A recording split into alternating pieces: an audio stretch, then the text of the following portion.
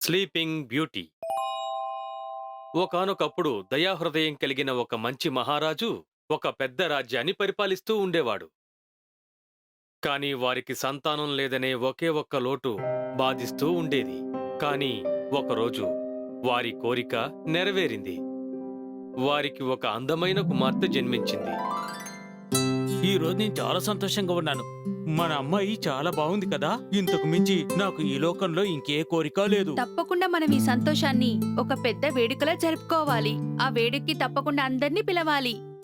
ఈ రాజ్యంలో ఉన్న ప్రతి ఒక్కరూ నా బిడ్డను దీవించాలని నేను ఆశపడుతున్నాను. మహారాజు తన సేవకులందరికీ ఉత్సవాలు జరపాలని ఆజ్ఞాపించాడు. అలాగే అందరూ వచ్చి తన బిడ్డను ఆశీర్వదించాలని కోరాడు. ప్యారిస్ ని కూడా ఆహ్వానించాడు. కాని మహారాజు సేవకులు అడవిలో నివసిస్తున్న ఒక ఫ్యారీని పిలవడం మర్చిపోయారు. ఆమె చాలా క్రూరమైన మనస్తత్వం కలిగినది.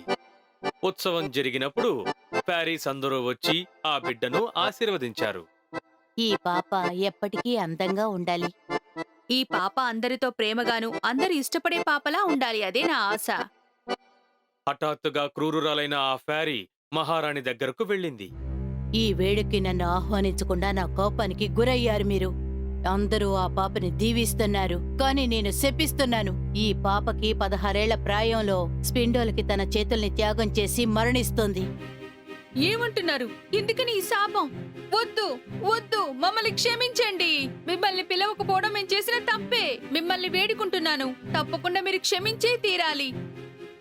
ఎన్నో సంవత్సరాలు తప్పించిన తర్వాతే మాకిప్పుడు ఈ బిడ్డ పుట్టింది. మా సంతోషాన్ని మీరు నాశనం చేయకండి. క్షమించండి. మీ శాపం నుంచి మమ్మల్ని విముక్తుల్ని చేయండి. మీరు చేసిన తప్పుకి శిక్ష అనుభవించి తీరాలి, మరో మార్గం లేదు అని శపించి ఆ దారుణమైన ఫ్యారీ అక్కడ్నుంచి వెళ్లిపోయింది. అందరూ నిశ్చేష్టులయ్యారు. ఈ పాపకి ఇలాంటి శాపమా? కానీ ఆవిడ దేవత కాదు కదా. ఆవిడ అన్నట్టుగా ఫలిస్తుందని నాకు అనిపించడం లేదు. మనం భయపడనక్కర్లేదు. ఆవిడ కోపంలో ఇచ్చిన శాపం తప్పకుండా ఫలిస్తుంది. దేవతల్లారా, మిమ్మల్ని వేడుకుంటున్నాను, దయచేసి ఈ కష్టం నుంచి మమ్మల్ని బయటపడేలా చెయ్యండి. ప్యారిస్ అందరూ కలిసి ఏం చెయ్యాలా అని ఆలోచించారు. వాళ్ళందరూ కలిసి మాట్లాడుకున్న తర్వాత మహారాణిని కలిశారు. ఇలా చూడండి మహారాణి, ఆ శాపాన్ని మేం పూర్తిగా తొలగించలేకపోయినా దానికొక మార్గం ఉంది. ఇప్పుడు మనం ఏం చెయ్యాలంటే, ఈ పాప ప్రాణాలని కాపాడాలి అంటే ఈవిడ నిద్రపోతూనే ఉండాలి. 100 ఏళ్లు తను నిద్రలో ఉండేటట్టుగా చెయ్యాలి. దాదాపు 100 ఏళ్లు నిద్రపోవాలి. అప్పుడే మనం ఈ పాపని ఆ శాపం నుండి కాపాడుకోగలం. కానీ 100 ఏళ్ల తర్వాత మనం ఎవరో ఈ పాపకు తెలియకుండానే పోతుందే. మనం ఎవరో కూడా తన అస్సలు గుర్తుపట్టలేదు. దేవుడా, నా బిడ్డకి ఇలాంటి కష్టం రావాలా ఏంటి? ఈ సమస్యకు పరిష్కారం కోసం ప్యారిస్ అందరూ మళ్లీ సమావేశమై ఆలోచించారు. కాసేపు ఆలోచించిన తర్వాత మళ్లీ మహారాణి దగ్గరకు వెళ్లారు. ఇలా చూడండి మహారాణి, మేం దీని గురించి చాలా ఆలోచించి చూసాం. యువరాణి ఎన్ని రోజులు నిద్రలో ఉండబోతోందో అన్ని రోజులు ఈ నగరంలో ఉన్న వాళ్ళందరూ నిద్రపోవాలి. అలా జరిగితేనే తను నిద్రలేసినప్పుడే అందరూ కలిసి నిద్రలేవగలరు. అప్పుడు తను మిమ్మల్నందర్నీ గుర్తుపట్టగలదు. ఎవ్వరూ కూడా సమస్యకు పరిష్కారాన్ని కనిపెట్టలేకపోయారు. అందరూ దిగులుతో ఉండేవారు. మీరందరూ జాగ్రత్తగా వినండి. రేపు ఉదయాన్నే మీరు ఏం చెయ్యాలంటే, మన రాజ్యంలో ఉన్న ప్రతి స్పిండోని మీరు వెతికి అంతం చెయ్యాలి. ఒక్కటి కూడా విడిచిపెట్టకూడదు. మహారాజు సేవకులు మరునాడు రాజ్యంలో ఉన్న స్పిండిల్స్ అన్నిటినీ తెచ్చి ఒకచోట రాశిగా పోసి వాటిని తగలబెట్టేశారు. కానీ మహారాజు భవనంలోనే ఒక మూల పడి ఉన్న పాత స్పిండల్ని ఎవరూ పట్టించుకోలేదు. కొన్ని సంవత్సరాలు గడిచాయి. యువరాణి ఒక అందమైన అమ్మాయిగా మారిపోయింది. కోటలోని వారందరికీ ఆమె అంటే ఎంతో ఇష్టం. రోజంతా తోటలోనే ఉంటూ ఆ తోట అందాన్ని ఆస్వాదిస్తూ అక్కడే సమయాన్ని గడిపేది. ఆ తర్వాత ఆమెకు 16 ఏళ్లు వచ్చాయి. సుదూర ప్రాంతం నుంచి ఎంతో మంది వచ్చి ఆమెను ఆశీర్వదించారు. నాకు చాలా సంతోషంగా ఉంది. నా కూతురు ఇంత అందంగా పెరిగి పెద్దయినందుకు నాకు చాలా గర్వంగా ఉంది. కానీ ఈ సంతోషాన్ని అనుభవించలేనంతగా ఆ శాపం ఇంకా నా మనసులోనే ఉంది. నువ్వేమీ కంగారు పడద్దు మహారాణి. మన రాజ్యంలో ఉండే అన్ని స్పిండోలు నాశనం చేయమని చెప్పాను కదా, భయం ఎందుకు? మీరేమీ కంగారు పడకండి. స్పిండో ఉంటేనే మంత్రగత్తె చెప్పింది జరుగుతుంది. కానీ నేను అంగీకరించలేకపోతున్నాను.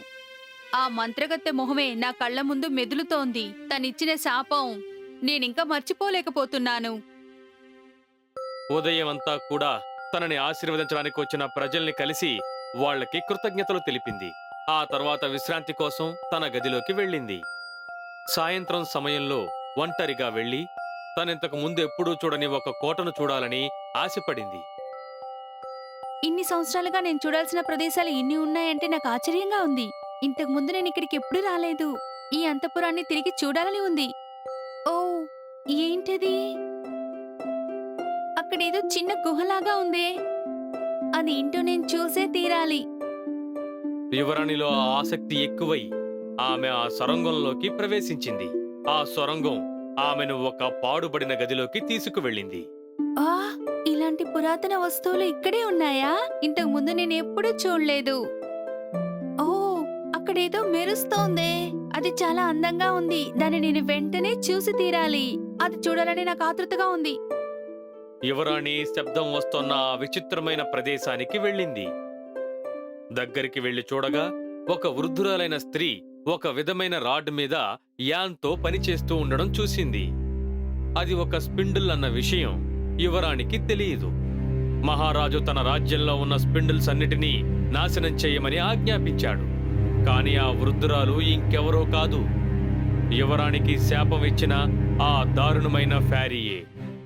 ఎలాగో అంతఃపురంలోకి ప్రవేశించి తన మంత్రశక్తితో యువరాణిని ఆ పాడుబడిన భవనంలోకి వచ్చేలా చేసింది. ఇలా చూడండి, ఇంతకు ముందు నేను మిమ్మల్ని ఇక్కడ ఎప్పుడూ చూడలేదు. మీరిక్కడ ఏం చేస్తున్నారు? ఎన్నో ఏళ్ల నుంచి ఇక్కడ బట్టలు నేస్తున్నాను. నన్ను క్షమించండమ్మా. ఇంతవరకు ఇలాంటి విషయాలు ఏవీ నాకు తెలీదు. ఇలాంటి వస్తువులను ఇంతకుముందు ఎప్పుడూ చూడలేదు. ఎలా పనిచేయాలో నీకు తెలుసా? దీనిలో పనిచేయడం చాలా తేలిక. దుష్టురాలైన ఆ ఫ్యారీ దారుణమైన పథకం పాపం ఆ యువరానికి ఏమాత్రం తెలీదు. అందువల్ల చాలా ఆతృతతో ఆ స్పిండిల్ని తిప్పేందుకు ఒప్పుకుంది. యువరాణి పుట్టినప్పుడు ఆ మంత్రగత్తె ఇచ్చిన శాపం వల్ల ఆ స్పిండల్ని ముట్టుకోగానే యువరాణి గాఢ నిద్రలోకి జారుకుంది.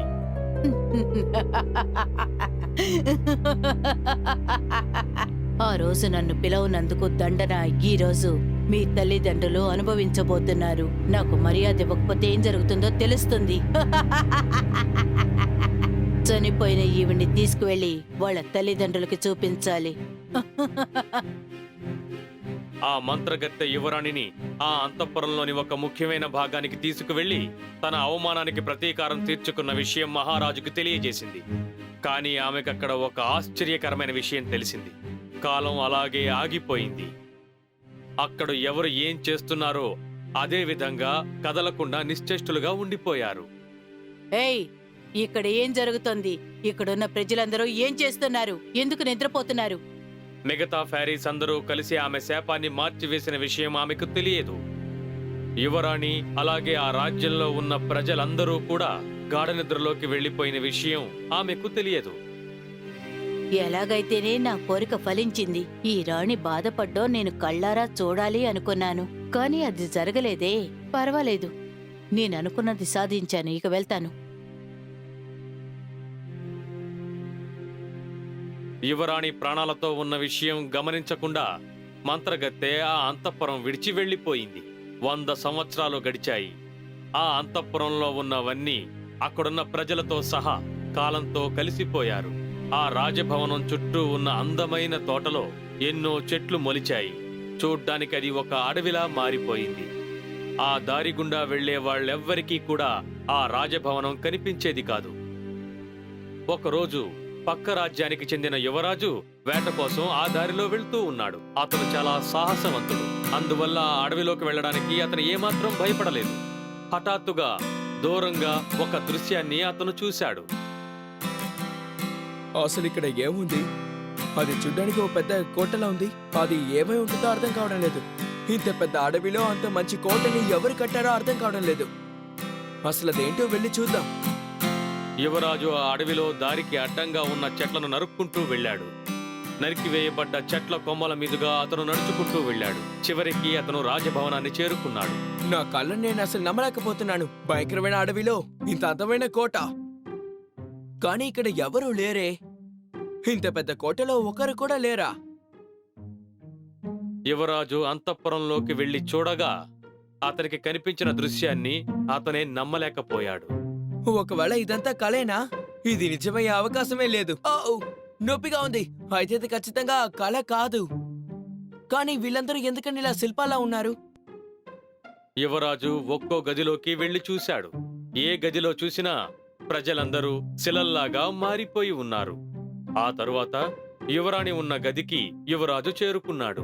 ఆమెను చూడగానే ఆశ్చర్యంలో మునిగిపోయాడు. ఈ అమ్మాయి నిజంగా చాలా అందంగా ఉంది. ఇప్పటి వరకు ఇంత అందమైన అమ్మాయిని నేను ఎప్పుడూ చూడలేదు. యువరాణి అందానికి ఆకర్షితుడైన యువరాజు ఆమెకు దగ్గరగా వెళ్లి ఆమె అందమైన నుదుటి మీద అతను ముద్దు పెట్టాడు. అతను అలా చెయ్యగానే ఆ మంత్రగత్తె ఇచ్చిన శాపం తొలగిపోయింది. యువరాణి కళ్ళు తెరిచి చూసింది. ఆమె తిరిగి స్పృహలోకి వచ్చింది. ఆమెతో పాటు ఆ రాజభవనంలో ఉన్న వాళ్ళందరూ కూడా కళ్ళు తెరిచారు. మహారాజు మహారాణి కూడా ఆనంద భాష్పాలతో యువరాణి వద్దకు చేరుకున్నారు. అసలు ఇక్కడ ఏం జరుగుతుందో ఎవరైనా నాకు చెప్తారా? తప్పకుండా చెప్తాను యువరాజా. ఒక మంత్రగత్తె శాపానికి గురైన మేము 100 సంవత్సరాలుగా మేమందరం నిద్రలోనే ఉన్నాం. మీరే మమ్మల్ని శాపం నుంచి విముక్తుల్ని చేశారు. దీనికి కృతజ్ఞతగా మేం మీకు ఏమివ్వగలం? మీరేం చేయాలో నేనే చెప్తాను. మీ అమ్మాయిని చూసిన వెంటనే తను నాకు బాగా నచ్చేసింది. ఇంతకు ముందు ఎప్పుడు ఇంత అందమైన అమ్మాయిని నేను చూడలేదు. మీ అమ్మాయిని నాకిచ్చి పెళ్లి చేయండి. మా కోసం మీరు ఇంత చేయగలేంది మేము మీకోసం కొంచెం కూడా చేయలేమా? ఈ విధంగా 100 సంవత్సరాలు అచేతనంగా మారిపోయిన రాజభవనం తిరిగి జీవం పోసుకుంది. ప్రశాంతంగా ఉన్న ఆ ప్రాంతంలో యువరాజు యువరాణిల వివాహ మహోత్సవాలతో, కోలాహలంతో, ఆనందోత్సాహాలతో నిండిపోయింది. వాళ్ళందరూ సంతోషంగా జీవించారు.